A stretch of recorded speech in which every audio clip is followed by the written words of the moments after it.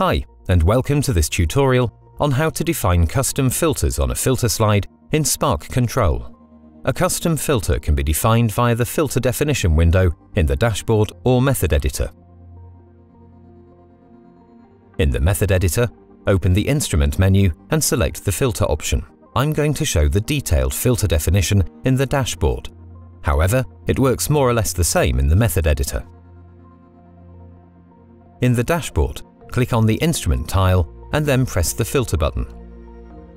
Choose either excitation or emission. When defining an excitation filter, the Overview tab displays the currently defined filters.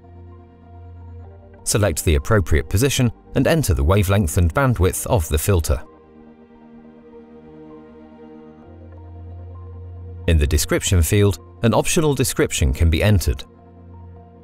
The flash counter monitors the number of flashes the filter is exposed to. For a new filter, enter 0. Press OK to save. Do the same for the emission filter. Enter wavelength, bandwidth, optional description, and flash counter. Click on OK and close the dashboard. The software writes the changed definitions onto the small filter board on the rear side of the filter slide itself.